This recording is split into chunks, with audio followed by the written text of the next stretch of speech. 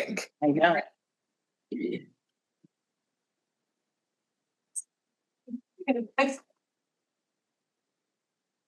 Good evening and welcome to the November 13th, 2025 meeting of the East Long Meadow Town Council. I'll call the meeting to order and ask that we stand for the Pledge of Allegiance. Pledge allegiance to the flag of the United States of America and to the republic for which it stands, one nation, under God, indivisible, with liberty and justice for all.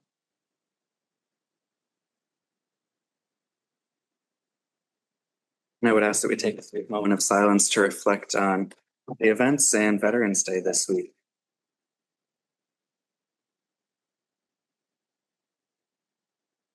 Thank you. In accordance with Mass General Law, this meeting is being recorded by LCAT, and if there's anyone else in the audience recording, if you could identify yourself. Seeing none, we'll move on. Public comments. Is there anyone in the audience that wishes to make a public comment this evening? No one in the audience and no one with their hand raised on Zoom. Council comments. Councilors that have a comment this evening.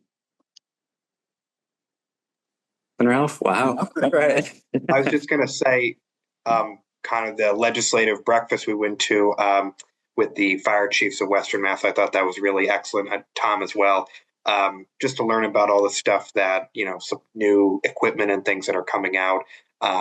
Great to be able to hands-on see some of the stuff that our fire department's doing. So that was really great. Yeah, thank you, John. I agree. That was a nice experience and it definitely puts into perspective. We talk about the stuff in the budget, physically seeing it in front of you is kind of a much different experience.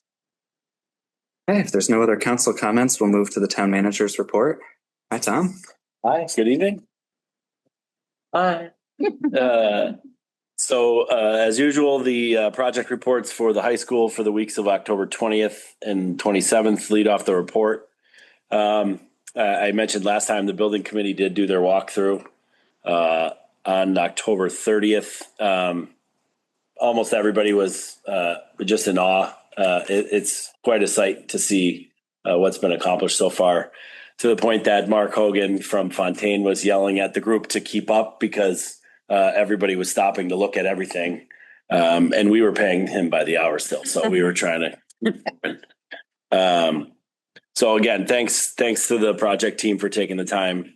Again, there's the link on the website if you ever need a sort of your own update. There's plenty of good stuff on there. The town website / ELHS building project.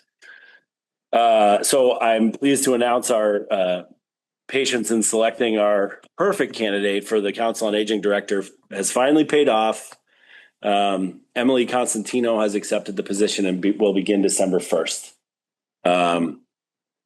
I guess I want to thank everybody at the COA for their patience, their board as well. It's been a long 6 months without a director. Sharon Giordano, the accounting assistant, has been the acting interim director, sort of handling all the day-to-day stuff. And so thank you to her because it's been a long road. So we're excited to have Emily join our team. She's quite a dynamo. So we're excited.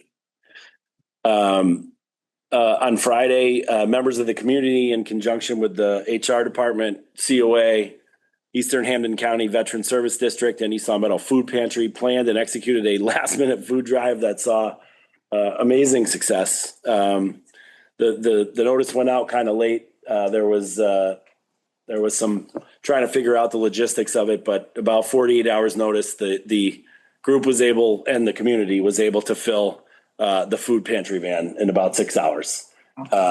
It's just an unbelievable community experience. I was there for a little while. It's nice when with so much negativity, it seems sometimes in the world, that we get to see such a positive outcome on a day like that. So thank you to everybody who sort of lent a helping hand there. And special thanks to the Doe family who sort of orchestrated the whole thing. I graduated high school with Brian. He works for the VA. His mom and dad were there. His wife was there. It was a family affair. So thank you to them. We also want to wish a fond farewell to Detective Sergeant Dan Bruno. Dan has been working at the East Long Meadow Police Department since May of 1998. We don't talk about the 90s much anymore. Dan recently accepted the job as the new police chief for the town of Hamden. So obviously we're going to miss Dan a lot. He brought so much experience and professionalism to our department. And we wish him the best of luck in Hamden. He's a super guy, and we're happy for him. And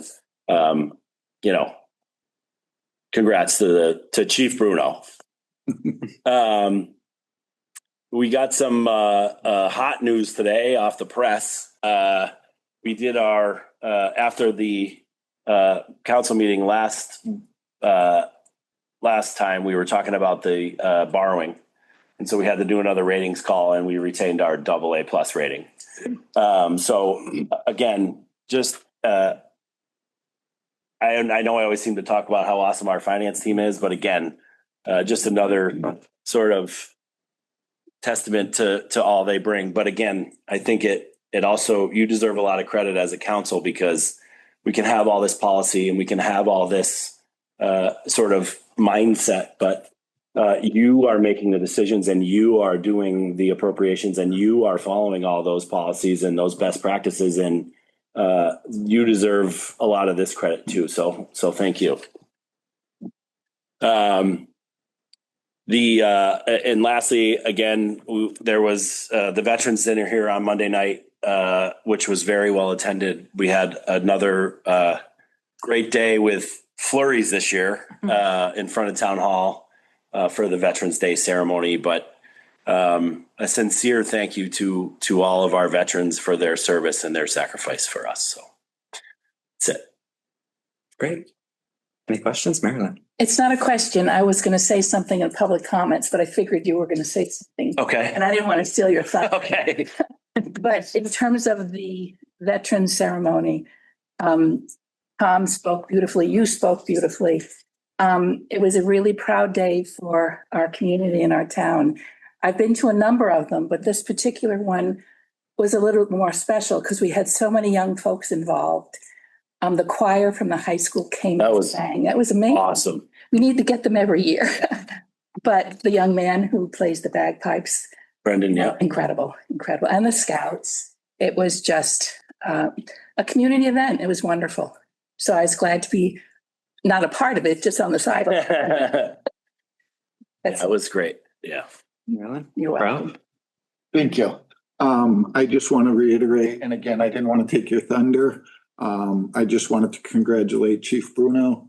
A fantastic gentleman. Like I said, he's been here since '98.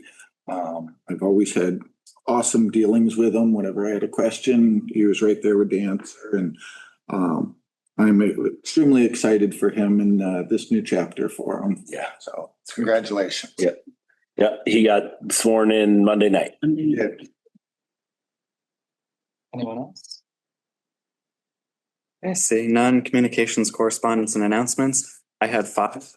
So just a recap of those sorts of things. So again, congratulations to Dan Bruno on his moving beyond East. Chiefdom? Can we say chiefdom? Is that?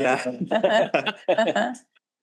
But I'm sure he'll do well. And it was nice having him serve the town for all these years and doing a great job at it.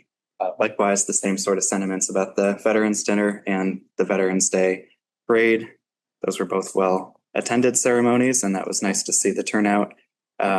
We had the Clowder Doctor 25th anniversary award presentation last week, I think, as well. So that was also nice to see a local business in town doing well. And then likewise, we had the Brownstone Gardens 50th anniversary celebration, which was nice. And then at the same time, we learned about Mr. Carr's retirement after all these years. So we wish him well in his retirement. Excellent. Great. Yep. Thank you. Okay, I think those were all the things I had. So next we move to public hearings. So this is a public hearing for the tax classification hearing to determine the percentages of tax levy for fiscal year 2026. The council members from left to right are Jim Leiden, Kathy Hill, Anna Jones, myself, Connor O'Shea, Marilyn Richards, Ralph Page, and on Zoom, John Torsha. Unlike a normal public hearing, there is no legal notice required for this. So therefore, there's no legal notice for the clerk to read into the record this time. But it is still available for the public to comment or ask questions as well. So at this time, I would turn it over to our assessors to presentation.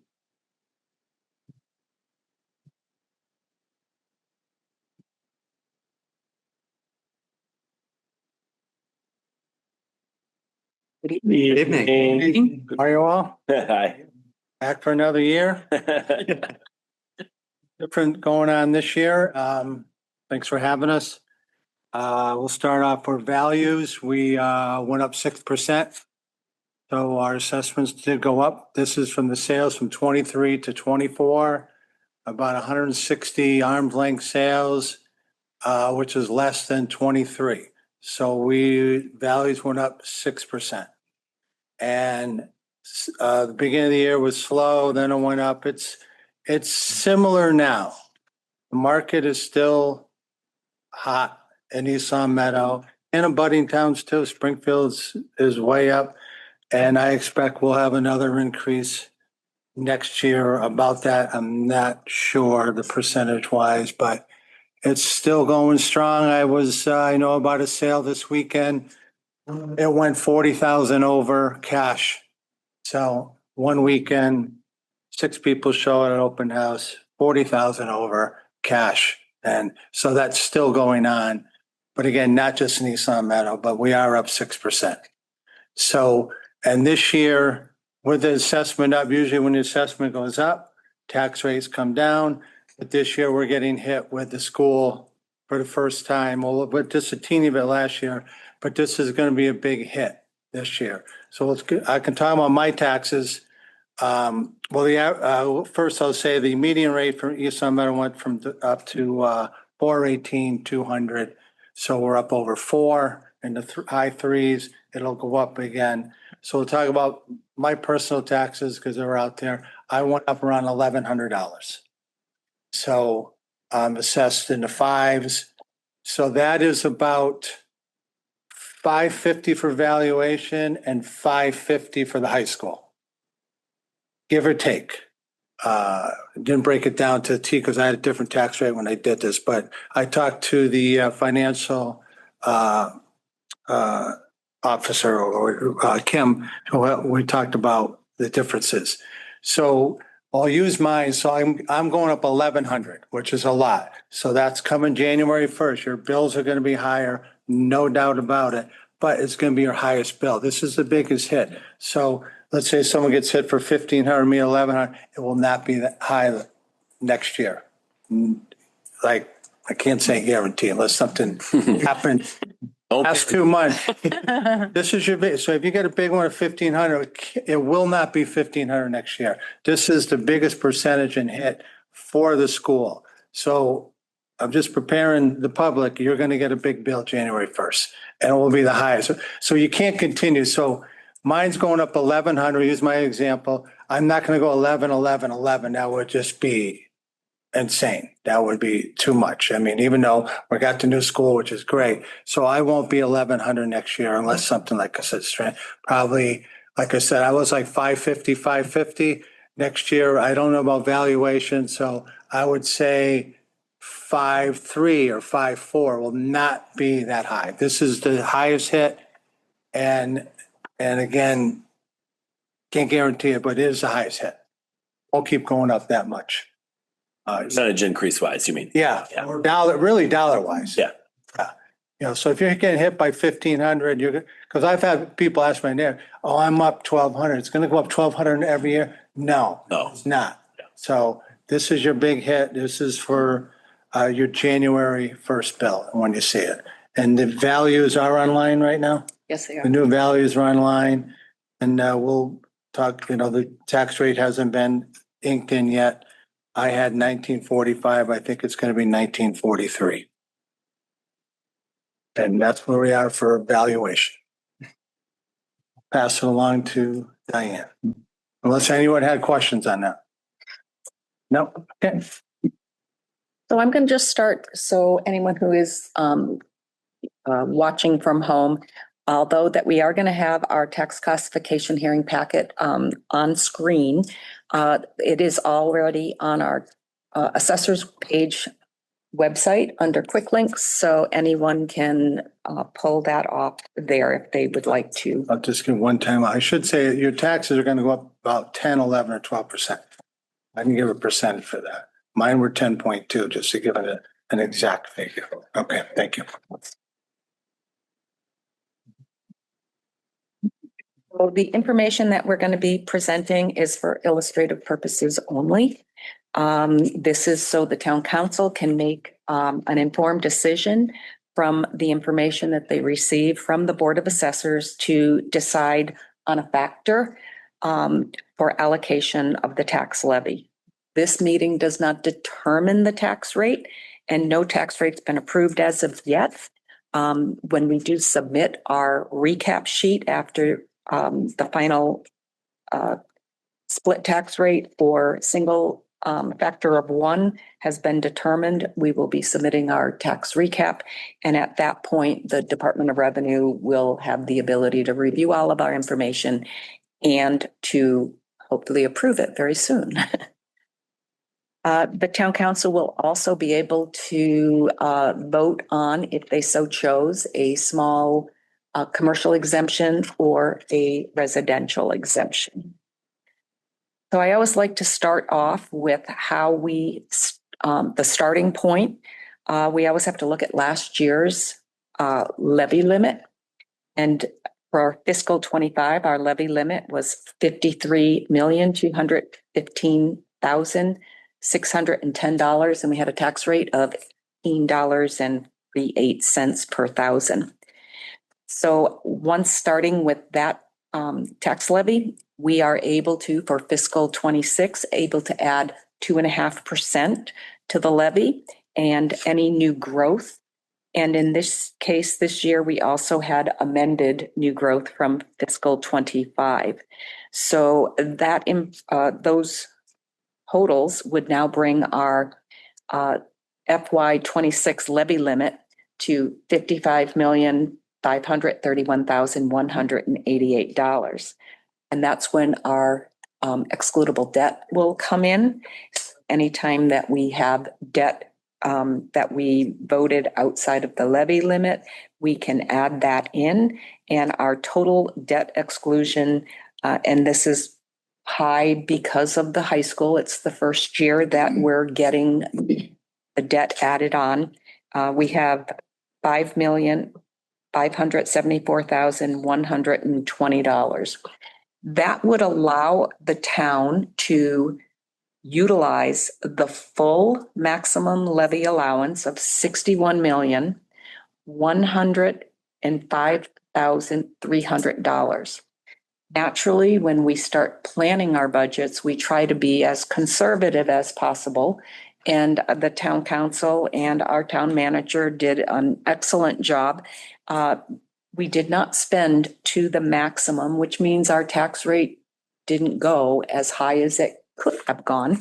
And our town budget was voted on for $59,172,333, which leaves $1.9 million of excess levy capacity table.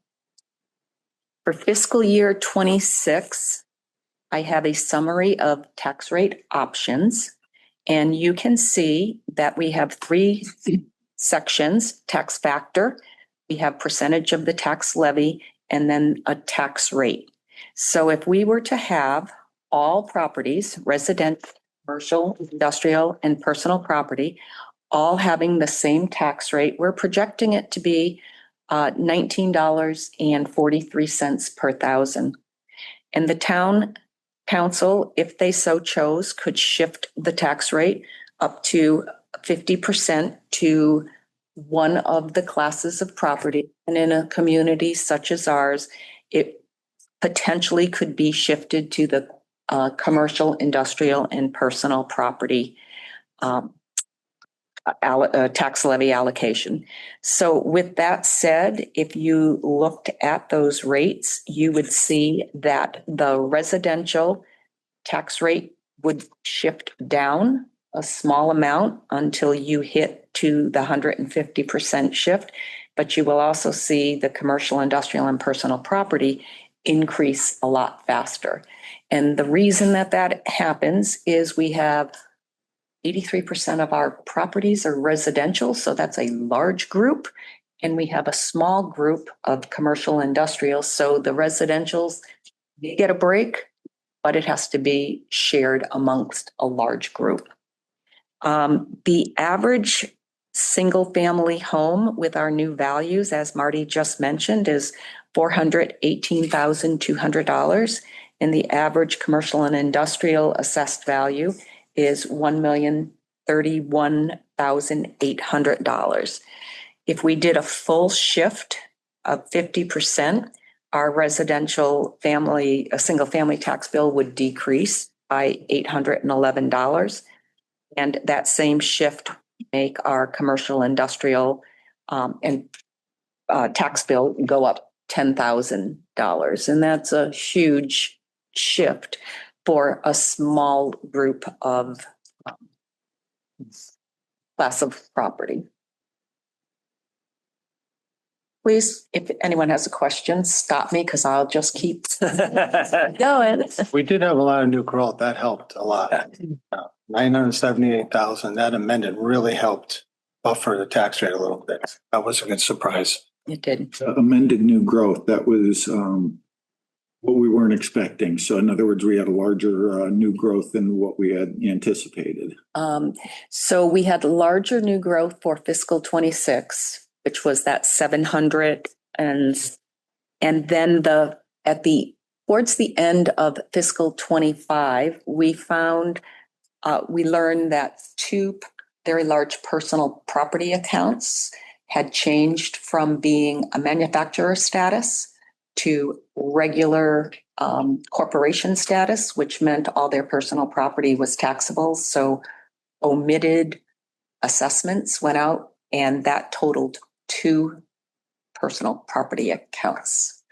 It usually comes down to machinery in these large buildings. Yeah. Okay. It was a huge benefit for the town of East Long Meadow, but it was a very large burden for the 2 businesses that they had to experience this large tax bill. And we always hope to get above 500,000. So this was good. Very helpful.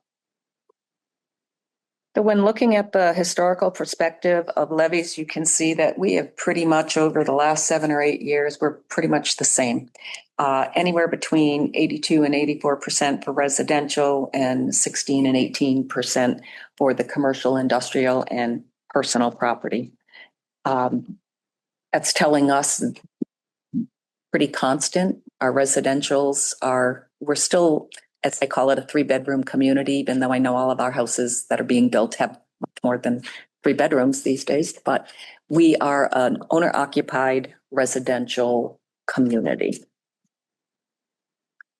We always throw in our neighboring towns for tax comparison. And out of the 6 towns that are listed here, we have 3 comparable communities that fall below our average family tax bill. We have 2 communities that are above us. So we don't stand out in any way. We're just falling within. And as everyone knows, that there are some communities that are just very popular for people wanting to buy homes, and East Long Meadow is like the be-all, end-all right now. Another pat on the back as well. That's why she. I'm not moving.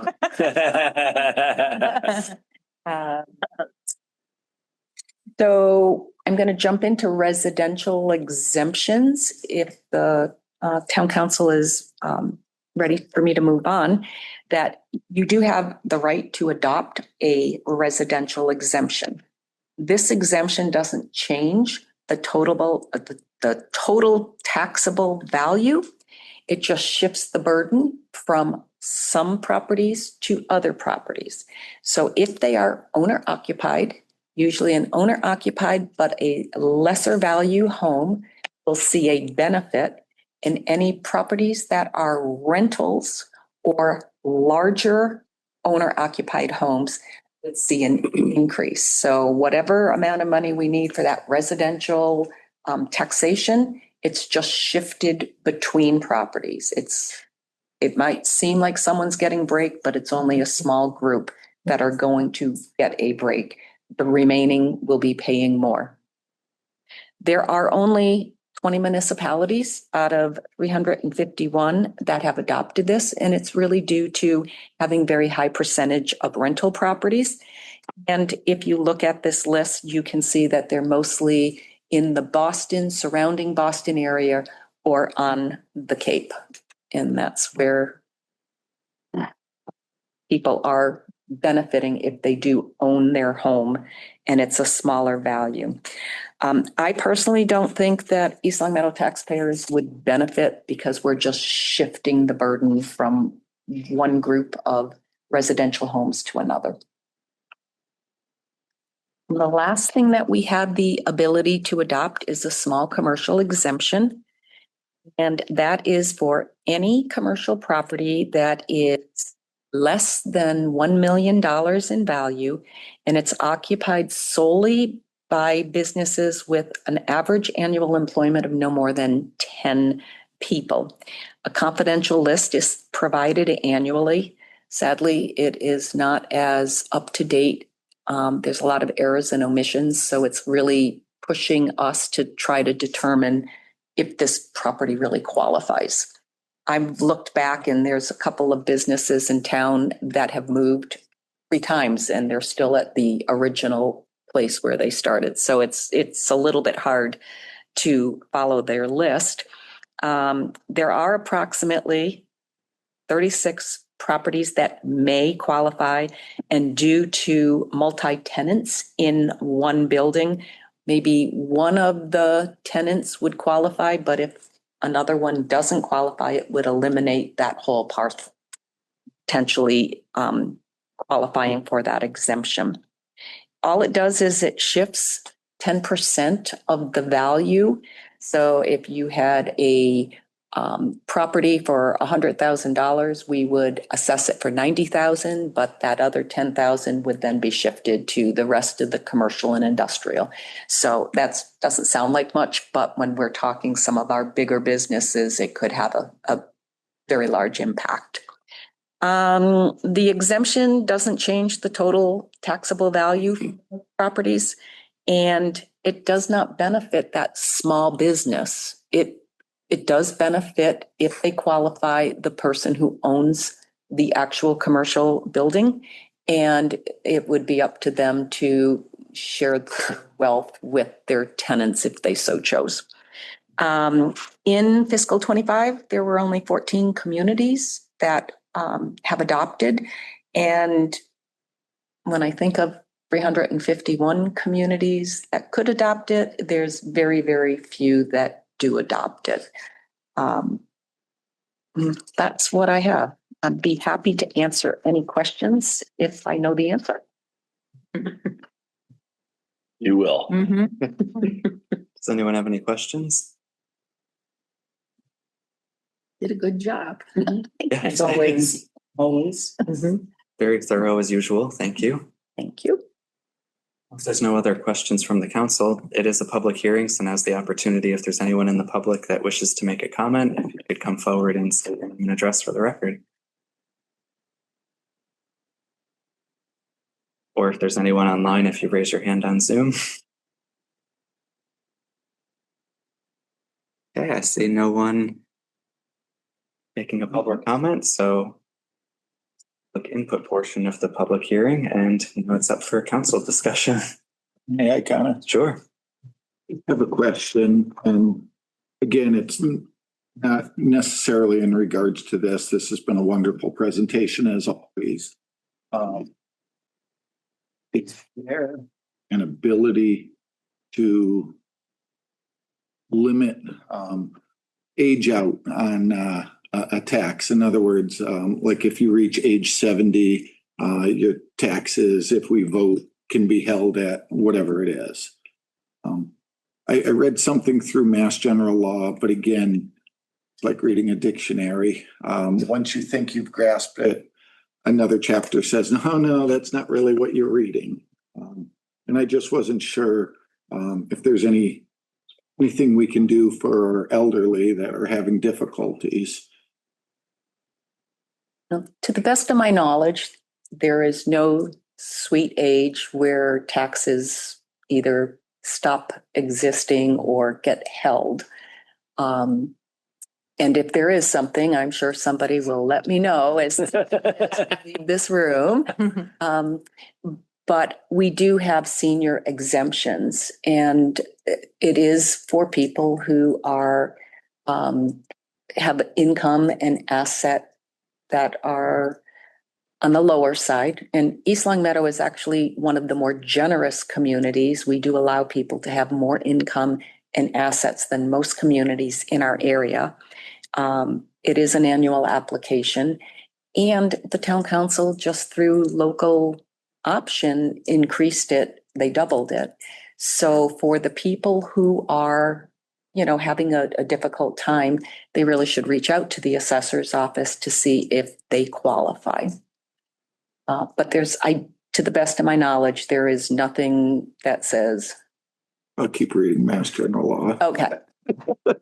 Like I said, it's The been law. brought up a few times, and I'm going back over the years, all the way back to when our former government, when it was a board of selectmen, and it was brought up, and I just don't know if we had ever done any research or if, again. Yeah, it's been brought up all over the state too. Pockets bring it up. And there's other states, 580. in the US that have something like that. But again, every state's different, and Massachusetts may not allow it. And, someone from New Hampshire may be able to get it. I don't know. Right. Any other comments or questions? Could I? Sure. If I may, I just want to say thank you to Marty and Marilyn and Hayden, our Board of Assessors, and Diane and Carrie Ann and Melissa in the assessor's office. As you can imagine, most of the time when people call about their taxes, it's not a fun, nice call. But they put a lot of work obviously into tonight, but this is a whole year process and it doesn't stop, and they'll start over again tomorrow. So thank you for all that you do. We really do appreciate all the hard work. Yes, I agree with Tom. That's definitely a lot of work to, it's a nice, neat presentation when it comes to us, but there's a lot of work that you guys do to get it to that. So thank you. And it may get a little scarier January 1st. So 30 days. Thanks, Marty. For our department, not yours. They're going to change their phone number. Have a recording. But ours. There's no other comments or questions. I'll entertain a motion to close the public hearing. So move. Second. Motion's been seconded to close the public hearing. Any further discussion? Seeing none, since we're on Zoom, it's a roll call. Jim? Yes. Yeah. Kathy? Yes. Anna? Yes. I'm a yes. Marilyn? Yes. Ralph? Yes. And John? Yes.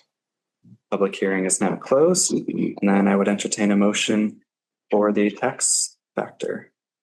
I make a motion to approve that the town of East Long Meadow adopt for the fiscal year 2026 tax rate a factor of 1, a single tax rate with no residential or small commercial exemptions. Second. Motion's been made and seconded. Is there any further discussion? Seeing none. Jim? Yes. Kathy? Yes. Anna? Yes. I'm a yes. Marilyn? Yes. Ralph? Yes. And John? I'm a yes. Motion passes. Thank you. Thank All right. you. Thanks, guys. Thank you. Back to your other meeting.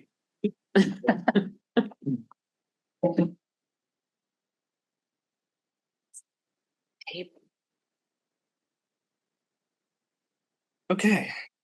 Next on the agenda, we have one licensing matter for 3 one-day liquor licenses for East Village Tavern for November 24th, 5th, and 6th. Is there a motion for the first? I make a motion to approve a one-day liquor license for East Village Tavern, 53 North Main Street, for extended operating hours, 7 a.m. to 12 a.m. To 11 a.m. to 1 a.m. on Monday, November 24th, 2025. Second. Motion's been made and seconded. Is there any further discussion? Seeing none. Jim? Yes. Kathy? Yes. Anna? Yes. I'm a yes. Marilyn? Yes. Ralph? Yes. And John? I'm a yes. First one is approved. Then second one, I'll make a motion to approve a one-day liquor license for East Village Tavern, 53 North Main Street for extended operating hours from 11 a.m. to 12 a.m. to 11 a.m. to 1 a.m. on Tuesday, November 25th, Second. 2025. Second. motion's been made and seconded. Any further discussion? Seeing none, Jim? Yes. Kathy? Yes. Anna? Yes. I'm a yes. Marilyn? Yes. Ralph? Yes. And John? Yeah. Motion passes. On the third license. I make a motion to approve a one-day liquor license for East Village Tavern, 53 North Main Street for extended operating hours from 11 a.m. to 12 a.m. to 11 a.m. to 1 a.m. on Wednesday, November 26th, 2025. Second. Motion's been made and seconded. Any further discussion? Seeing none, Jim? Yes. Kathy? Yes. Anna? Yes. I'm a yes. Marilyn? Yes. Ralph? Yes. And John? I'm a yes. Motion passes. Thank you. Next, under financial matters, we have accepting a digital equity implementation grant for $64,950. Since Rebecca's in the audience, would you mind giving us a brief presentation? Please. So back in June, council received the digital equity plan that our Kimley Horn consultants created with multiple town departments and public feedback. And we had 1 month to turn around and apply for implementation funds. And so we sort of just kept the train running. And through a collaborative effort between LCAT, the library, the Council on Aging, and the Housing Authority, we thought that creating a digital literacy training program that the library would implement across 3 key locations in town, being the library, the Council on Aging, and also the Housing Authority, would be a way to start filling in the gaps that were identified in the digital equity plan. So digital literacy skills, especially for seniors and people that are transitioning in the workforce, was a key area to improve on.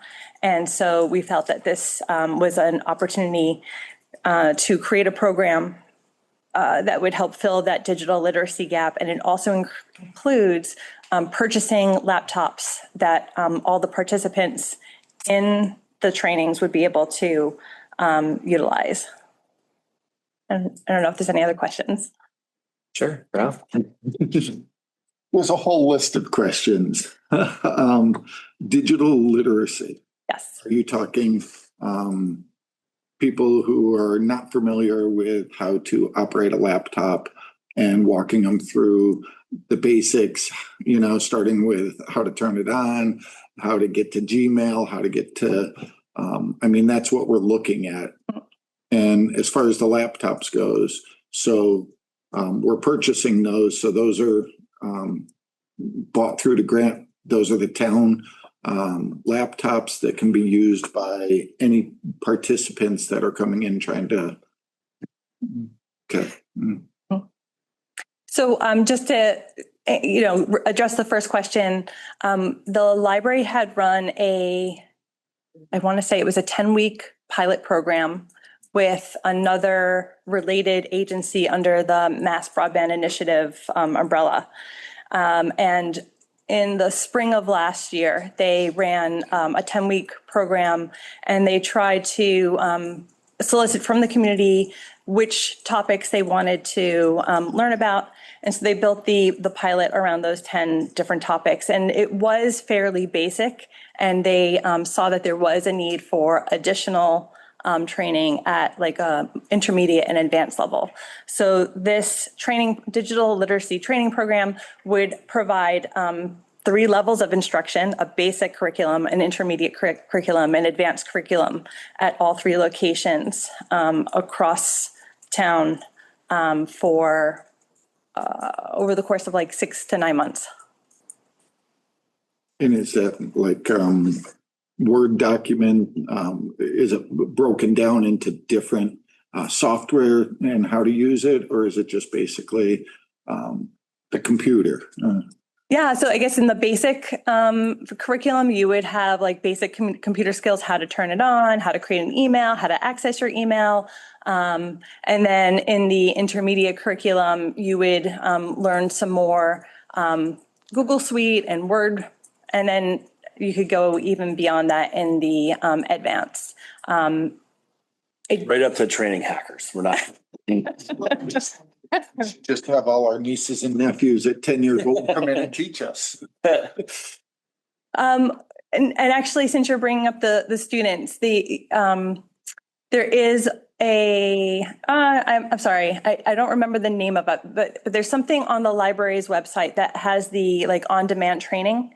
And so there was a portion of this grant that would actually work with students at the high school to create an LCAT, to create some on-demand training. So you could just like click on a link and say, I want to learn about the Google Suite. And it would be a short video, perhaps an edited version of one of the training sessions. Yeah. I just know it, when I got my Apple phone, I literally handed it to my 10-year-old niece and said, could you set it up? And And then in addition to the training and the on-demand library and the devices, we would also have, I believe it was, I want to say up to 10 hours of like drop-in support for troubleshooting and problem solving, things that I know they have a lot of traffic here for the volunteer who's helping seniors sort of get out of phishing schemes and debug their phones and things like that. And so the trainer that we wind up working with would also be asked to do drop-in hours at the 3 locations to help people troubleshoot different issues that they're encountering. it's awesome. Yeah.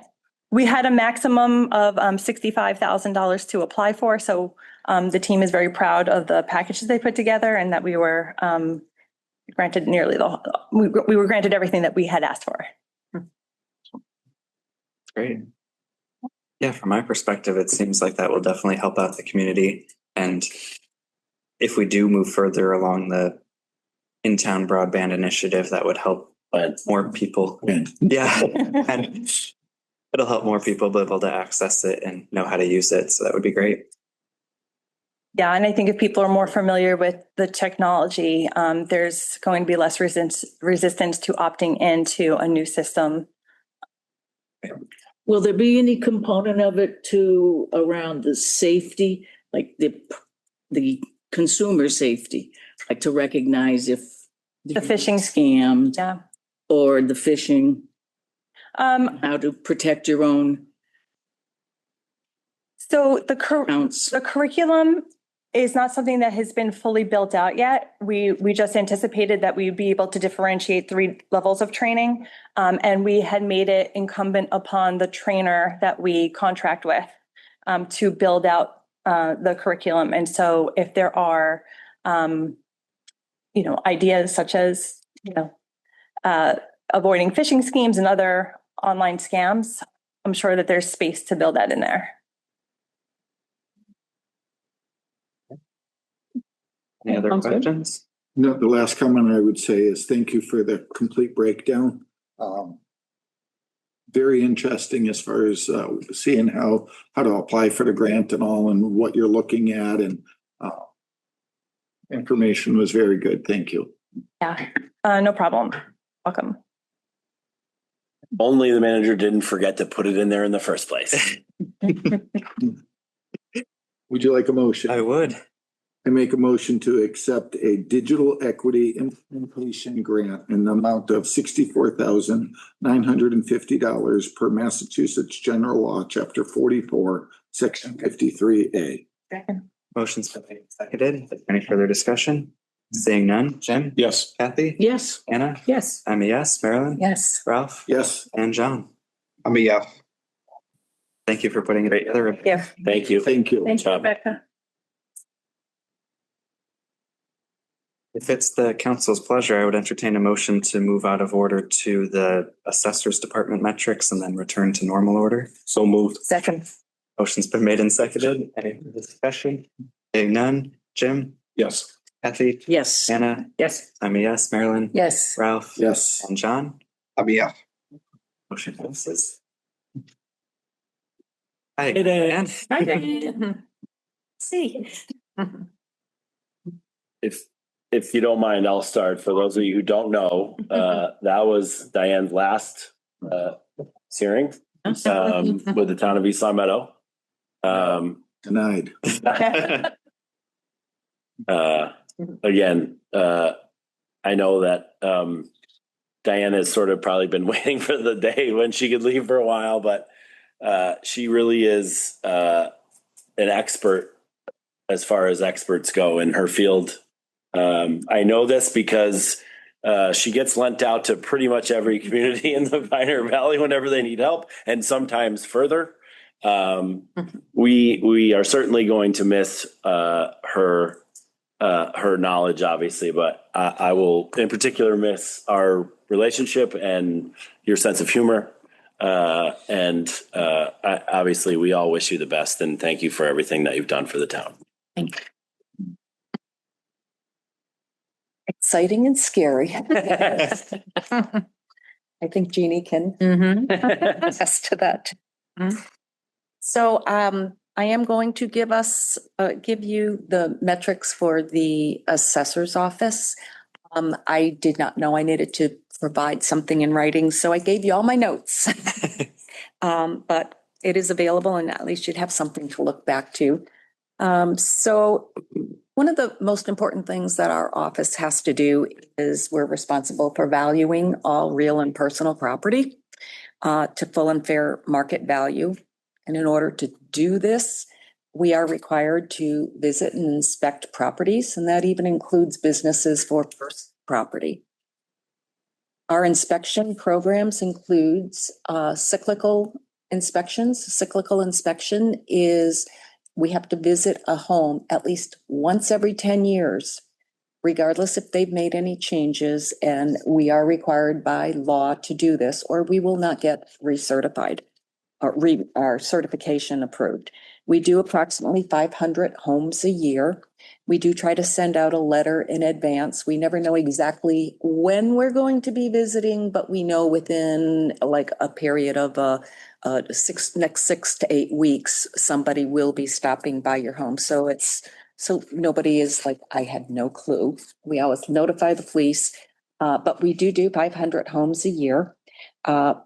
Building permit inspections. In the past several years, we've had at least 500 building permit inspections to review. Sales property, that's part of our valuation process. We had approximately 300 sales that took place in our town last year, but a lot of them were family sales. They were not arm's length sales. 178 of those properties were reviewed, and that does include some commercial. It's not just residential. It would be your commercial, your industrial properties as well. Once all of our inspections are complete, we have to then review all of the information that we just picked up, and we have to enter it all into our system in order for us to get ready for our annual interim adjustment for DOR Division of Local Services approval. We do rely on our Board of Assessors to review our sales. If anyone watches our meeting, we always, on a monthly basis, provide our assessors with all of the sales that took place in the last month. And then at the end of the year, we provide them with a full list for the year, and they have to then say, our assessments need to go up or go down based on what the market is. And they give us an idea of the percent increase that we need to bring our values to. At that point, our consultant starts working on the statistical analysis based on the decision of the board. And while that is all happening, we have to submit all of our new growth, our LA4s, our sales reports to DOR. And this year, our fiscal 26 values got approved on September 19th. We talked a little bit earlier about our new growth, 728,000 for fiscal 26 with an additional 250,000, we were almost $1 million. And as Marty said a little earlier, that was really a big help to the tax base. And this is the first time, at least I've been here 16 years, and I've only seen the values continuing to increase. We hit the $3 billion valuation. So that's pretty impressive. Now we do have new homes going in constantly. We've had quite a few new commercial properties that have been adding to our tax base also. Once every 5 years, we do a full recertification, and that requires even more in-depth statistical analysis. The Department of Revenue makes sure that every possible way to analyze sales is complete. Is that FY28? Sorry. Yes, it is. FY28 will be our next full reevaluation. Our town presently has 6,942 parcels and approximately 550 personal property accounts that we maintain. And while the assessing department is working on the values, the finance team is working on the recap, and I am part of the finance team. So now we're doing both sides, the assessing and starting to help pull together our tax recap.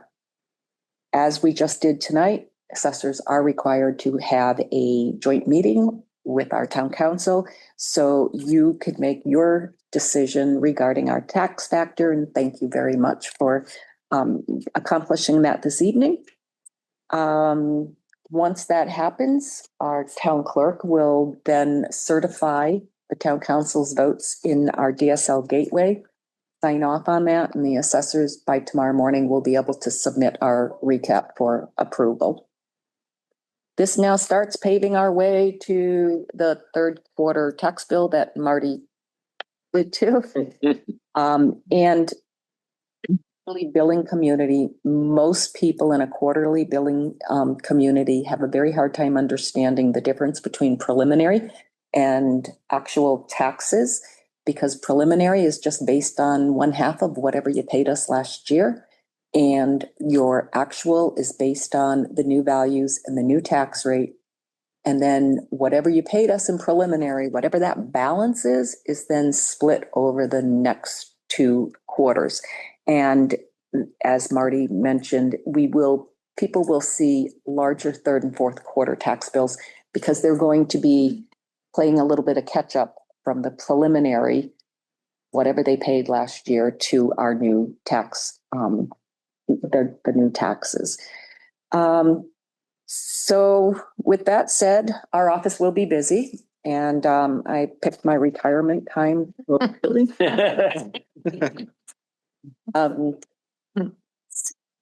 of the things that I wanted the town council to be aware of is the amount of applications that go through our office.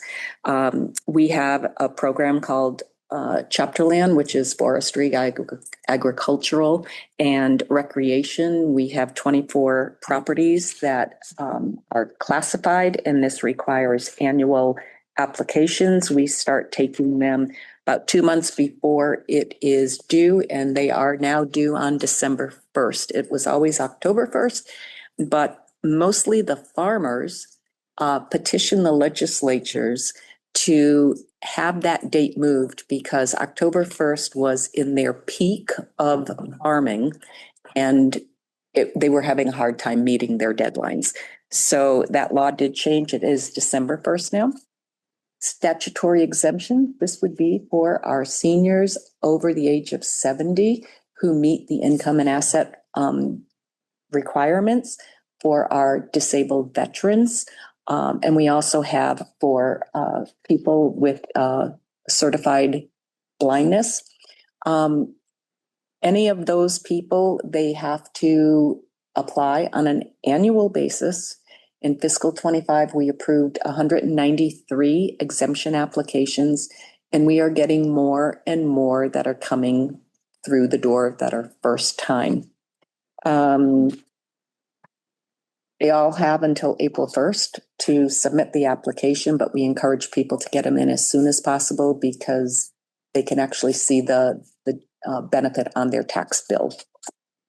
We do real estate and personal property abatements, and the only window of opportunity, if somebody does not feel their value is correct, is after the third quarter tax bill is mailed, which is generally prior to January 1st and up through February 1st, unless February 1st falls on a weekend, then it goes to the next business day. That is the only time someone can apply for an abatement on their real estate or personal property.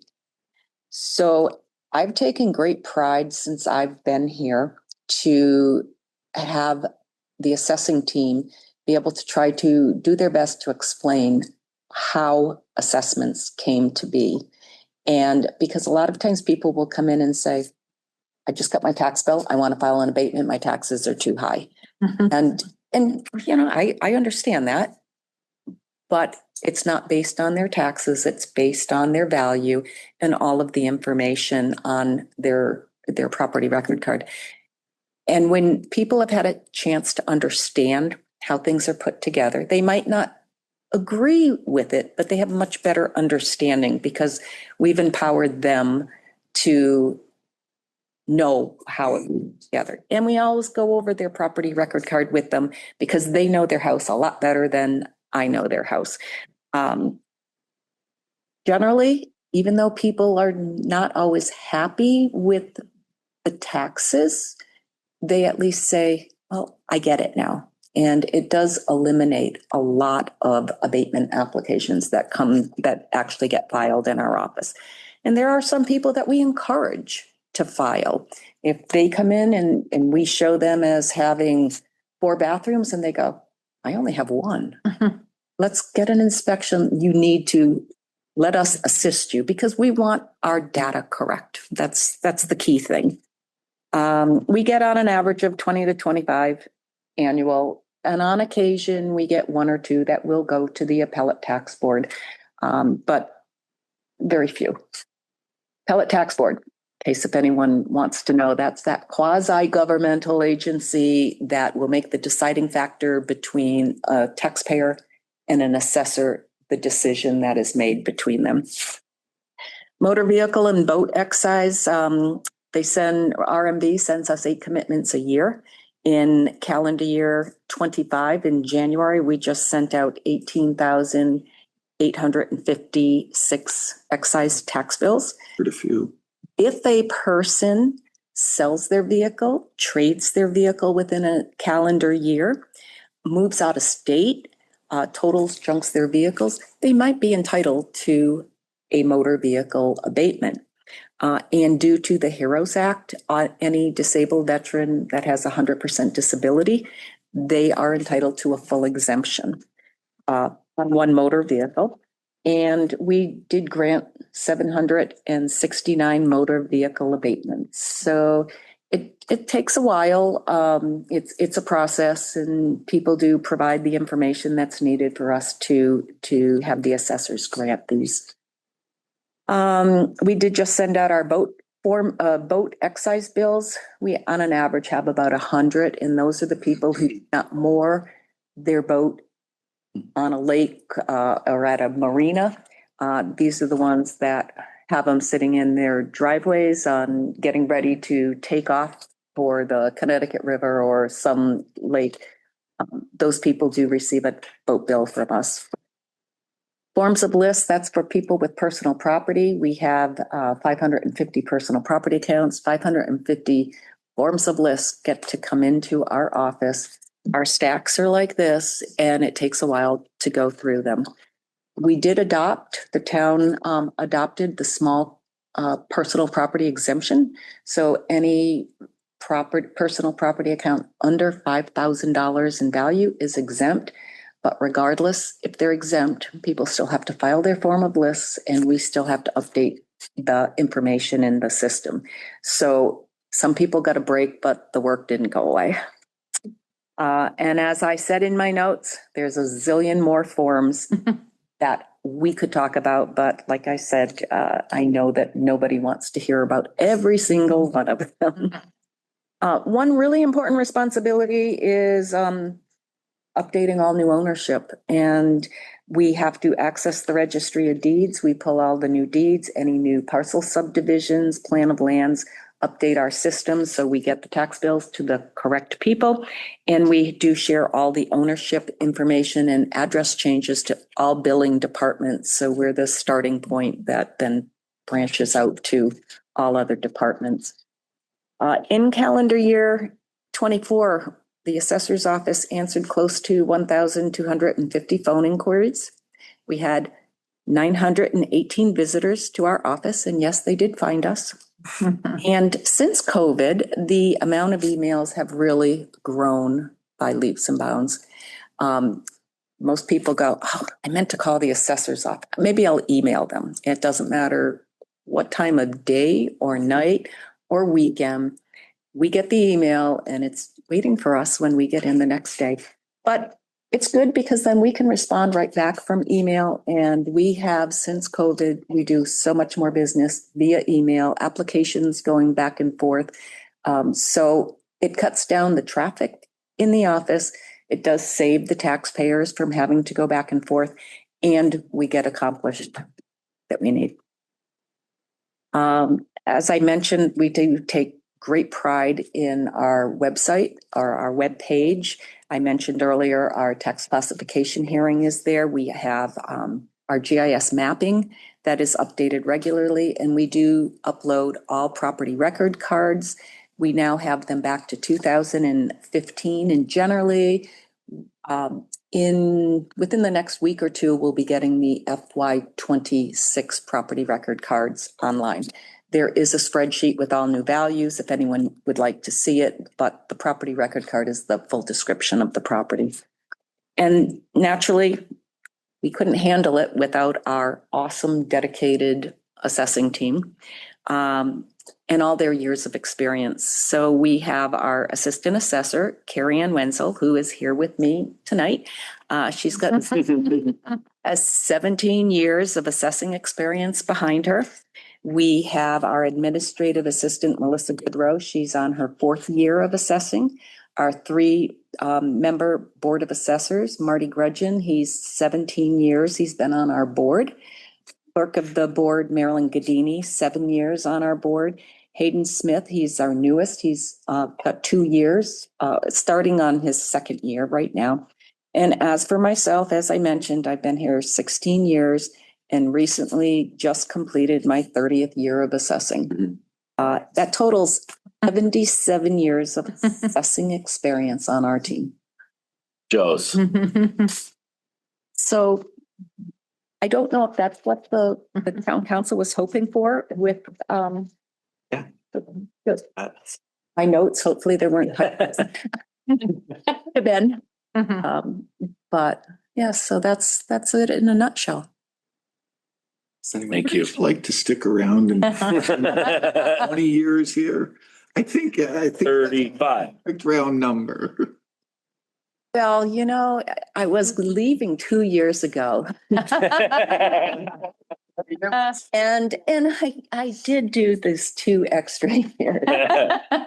Also, there was, and I don't know how many people actually look, but Diane and Don had a very good idea of sending out that sort of little informational insert in the 2nd quarter tax bill. And we'll have another one, I think, right? We'll have one in this January tax bill. Obviously, there'll be some sticker shock, but this one will do a good job of sort of explaining what that breakdown that Marty was trying to talk about how much of the increase was normal and what is the excluded debt for the school, to try to break it down a little bit for everyone. So we don't have the language for that quite yet, but. No, in fact, Kim and I were just discussing it this afternoon. For sure. Yeah. Does anyone have any questions for Diane? I have a quick one. Sure. If anyone were to ask us what to anticipate for January, is there a percentage or? It's really dependent On the value of their home. right? So the valuations you said are on the website right now, the new ones? Yes. So how would somebody find that? I think I want to walk through. This would be a good thing to probably just walk through. Yeah. So right now, we have a valuation spreadsheet. It's on the assessor's webpage, and it is under quick links, which is on the right-hand side. And it is an Excel spreadsheet. I do have it locked down so people could not go. FY 26 final values. Even I can do it. And I have filters on it. So if somebody wants to filter just a street or specific, just say like certain commercial properties, or that is all available. So So if you've got your FY 26 proposed value, divide by 1,000. Okay. And then multiply that times the tax rate, which is $19.43. Projected to be 19. Projected. illustrative purposes only. We do believe, like it could change 1944, but In there somewhere. Again, with $1.83 of that being excluded debt, Keep going up. your increase to the bill, 1 cent here or there on the tax rate is sort of nominal when you see what that increase looks like. And so for those following along at home, if you go to the Go to town government. website, homepage, eastlongmeadowma.gov, you click on government at the top, under departments, if you click on assessors, the quick links that Diane is talking about are on the right-hand side of the page there.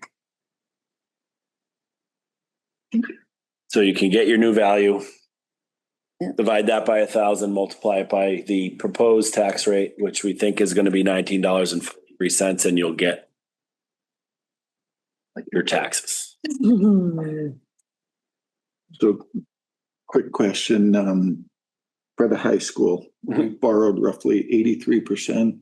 Yep. I remember right. So we're still going to have to borrow another 17%. We have So at another, some point, once we do that, there'll still be that there'll still be one more, another little jump taxes down the road, but right? And that'll all be, this will be the main one. yeah. There's still a lot that has to go into that in terms of cash flow and Exactly. what that borrowing looks like when we have to do it in August. Proposed. Yeah, so even though it kind of seems like a jump now, it's not going to keep going up. It's going to kind of settle out, and then there'll be a little hump again in the future, Right. barring anything crazy from happening. No crazy. Thank you. Will say over the last few years, you can see the difference in valuation. We had gone up over 20. And if you take out the $1.83, that would put us down quite a bit. So, again, that's because the valuations have gone up so much that your tax rate can go down, which actually works out because that gives us more leeway to the $25 max. So, right. And like Marty said, it's a very juggling game. very desirable community still. So the sale numbers and the valuations are probably not going to go anywhere anytime soon, which is good.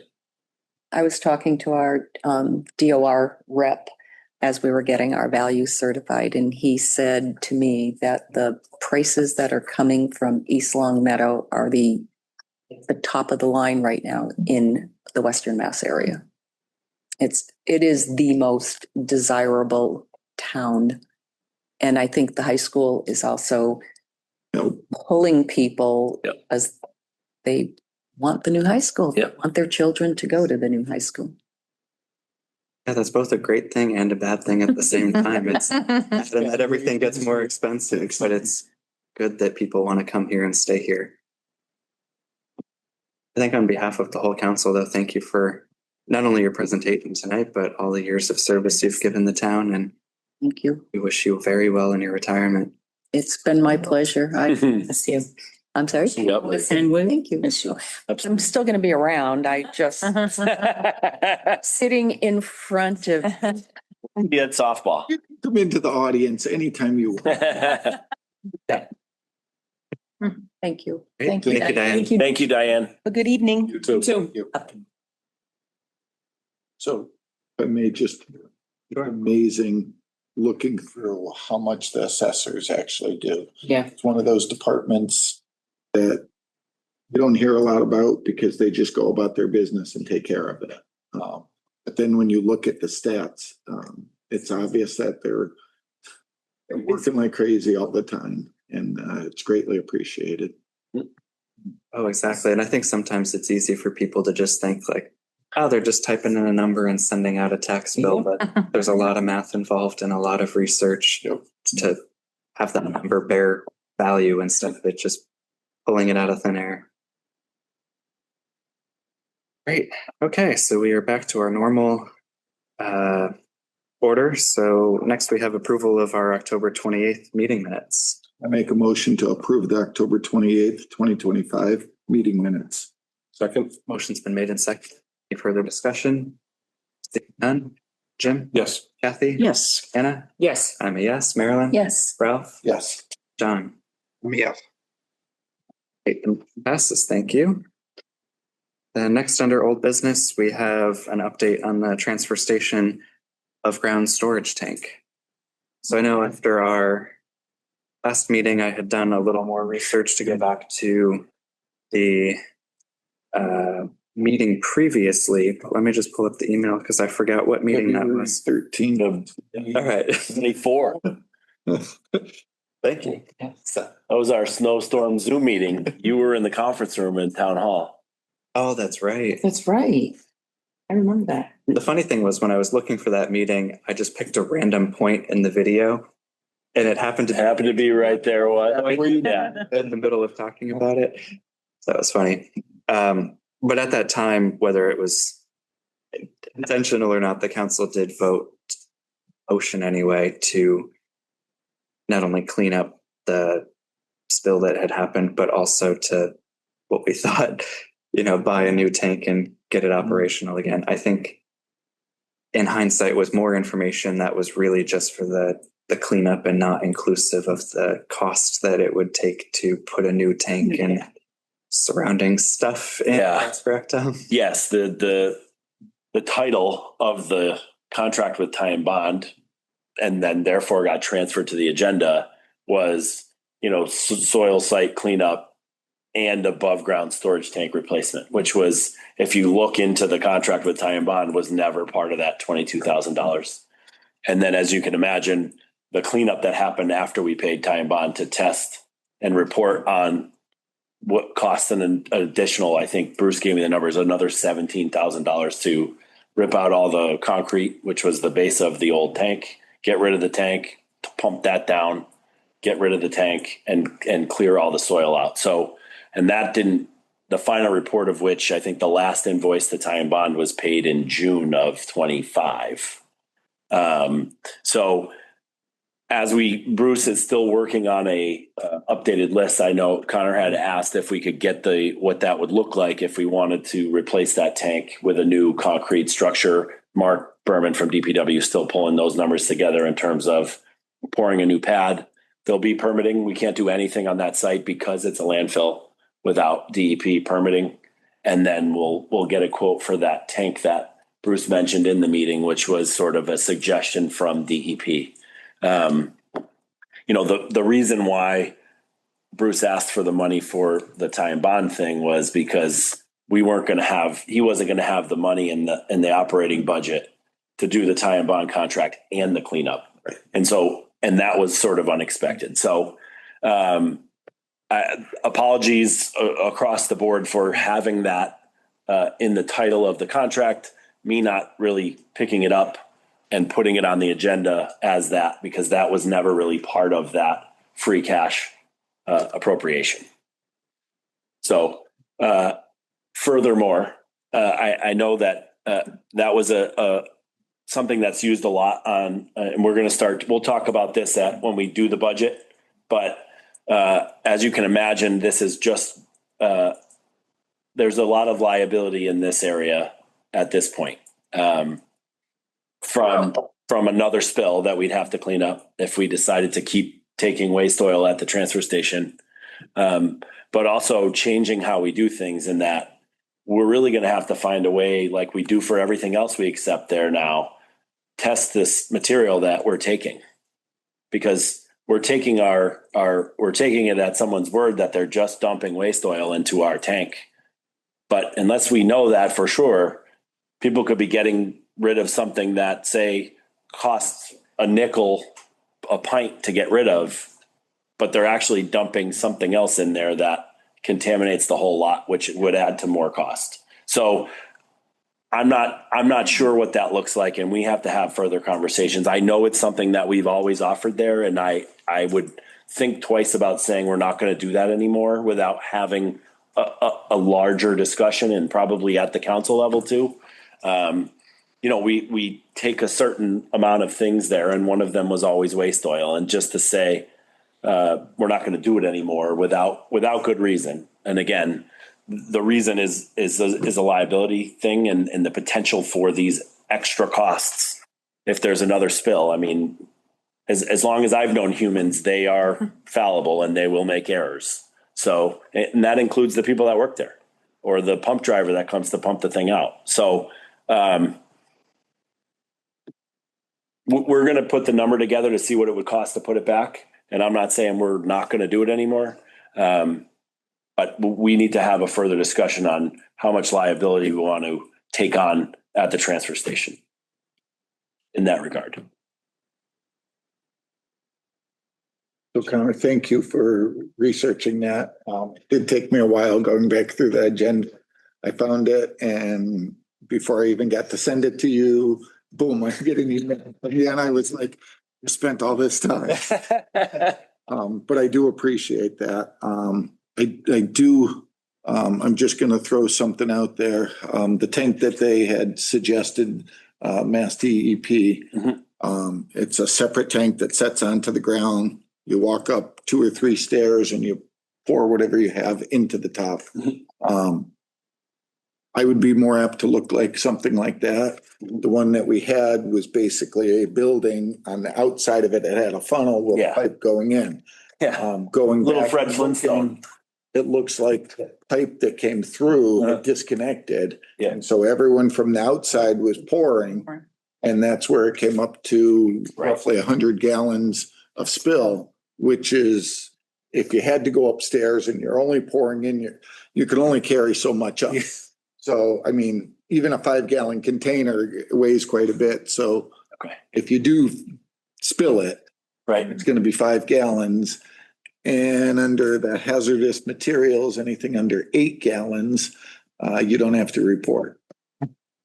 That is correct. Just a little side note there. And it's easier to clean up a small amount. Like I said, if that pipe, again, leaks, now all of a sudden you got 50 gallons sitting inside of a concrete structure that you're trying to clean up. So that's why I remember back and I was like, that's a great idea. And seeing the tank and all. So that was and I don't know the cost of it. Yeah.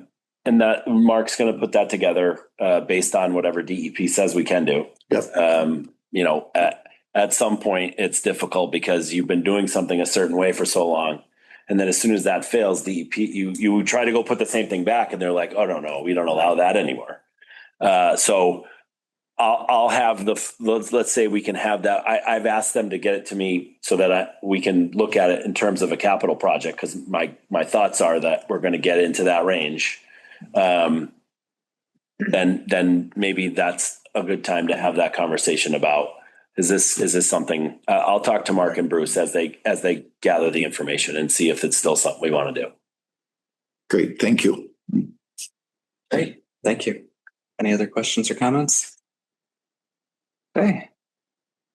And next under old business, just an update on the town clerk of the council replacement process. So after our last meeting in October, the posting went out on Thursday, October 30th, and I think it's still up on the website at the moment. I don't know if you have anything else to add on that. No, other than after last meeting, we talked about council involvement.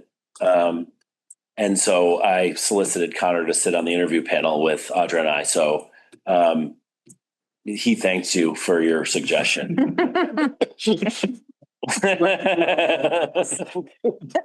No, I think, and again, I think somebody brought up a previous interview process where some counselors were in the room or something like that.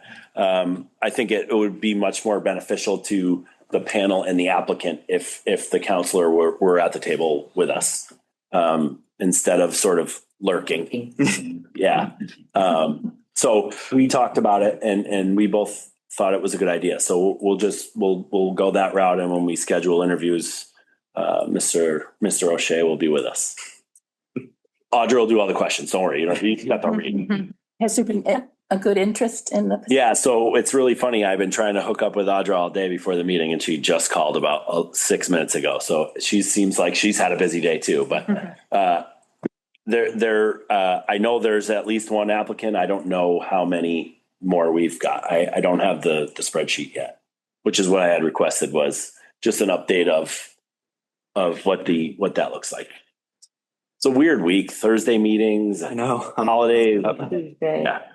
But I'll reach out certainly and let you know, and we can disseminate when those interviews will be. Yeah, likewise, I'll let you know once everything closes and we start that next step in the process. Great. Okay, we already did metrics under new business. So the next topic was the 250th anniversary celebration. Wasn't expecting that we would necessarily decide anything, but figured since that'll start coming up quick in the midst of budget season, if there's any ideas that we wanted to start thinking about in terms of town celebrations, or if there's anything that we wanted to maybe incorporate into the budget process for the upcoming year. Whether it's related to 4th of July festivities. I was just going to say that. Or even something I was thinking about. I had seen some other communities were maybe doing some like tree plantings along streets to, say that they did this during the 250th. I think there were some others that were doing like flag banners. We don't have them in town, and maybe that's something we could look into. Some other communities have like those hometown hero banners on their utility poles, but they were going to switch them out for, some sort of commemorative 250th. We did that for the town's 125th celebration. Everyone in my basement. Yep. Actually, if you watch that video from February, whatever the date was, there's one behind Anna. Oh, because it's in the conference room on the wall. I would like to, actually, we should do this every year, but I would like to see some sort of more formalized float or something that the council, when we march, we're all over the place and they don't even know who we are. And we pass the That's because they put me in front of you guys. I don't know why they do that. They talk about the school committee and we're there. So I just really feel that, we work hard. I won't be here, because I will be off in June, but we all work hard and the town appreciates what we do. And it would be really nice if there was something that pulled us together as a team and Kathy could ride. Have a big float. Big float. And I'll be ex officio. Counselor Amaretta. We'll put you right up there, man. Yeah, right. Anyway, that's just what I was thinking. Okay. No. So I've already begun having sort of high level conversations with Rotary, the parade committee, historical commission, and an interesting little wrinkle. We have a 50-year time capsule to open this year. They buried in 76. So that's sort of getting roped into the whole thing. I think, as we think about the budgeting piece of it, if we intend to make this a sort of a yearly thing, or if we intend to make this a 250th thing, I think we should stick with our one-time purchase mantra and not add to the budget one-time items. But I think there's a commitment. I would like us to have more of a commitment to, let's face it, one of the best things that this town does. And it seems like, the town of East Long Meadow doesn't get involved in too much of the celebration other than walking in the parade and letting that parade sort of go down the street. And so I personally would like to see the town make a little bit more of whatever that is, a monetary contribution or time from staff or whatever that looks like, whether it's some sort of celebration fund that we, just set up out of free cash so that it's not in the general budget. Again, I don't want to beat a dead horse, but we keep talking about these line items in the budget and the increases and how much. I mean, we did get some good news on the excess levy, which, we still are going to have to be careful, and things are going to be tight from year to year. So, but those conversations are sort of happening. I'm happy for anyone, if you would like a representative as we start to sort of narrow down where these talks are going. If you want a representative from the council to be involved, this is a very makeshift operation so far. We're just kind of talking about who's always involved and what they've been doing and what can we do. And obviously there's a lot of legalities to talk about in terms of who's paying for what and procurement. And if we want to get a float, we got to do that now, and this, that, and the other thing. So there's going to be a lot of logistics here, but I think the commitment from the council is there, and it's certainly there from my office. So however you want to do, whatever you want to talk about, if you want to sort of keep talking about it at every meeting from now until then great. But I think, the 250th is exciting. I think the whole country, certainly the state, has already put out a bunch of stuff about their 250th plans and celebrations. So I think we can sort of make a half a year out of this from January on through July. Likewise. John, did you have something? I was just going to add, I thought a time capsule would be a great idea. So that's cool that we're going to have one. It'd be great to maybe even do one now, and we can open that one up again 50 years from now. That I think that's the plan, John. I think we. I talked to the historical commission this morning. Me and Tom Behan had a meeting, so that is the plan. And again, why not, right? I mean, we'll get another plaque and we'll bury it in the same spot as the one we dig up at Heritage Park. So, that's a great idea. Is that the one we're digging up, Heritage Park? Yeah. Yes. I think That there's was- two of them. There's two there. I was going to say, you said But- 76? Yep. Because there was one that I was involved in, and I wasn't 76. So in 76, the bar is set really high for us. I'm going to say the Springfield Republican had like a 20-page edition for the bicentennial. So all sorts of businesses getting involved with advertising and their whole history thing. And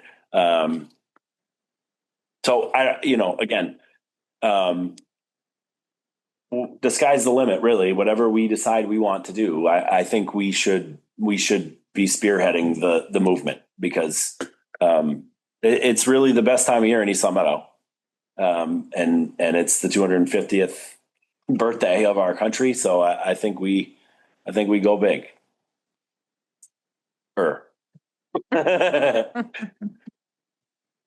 That sounds great.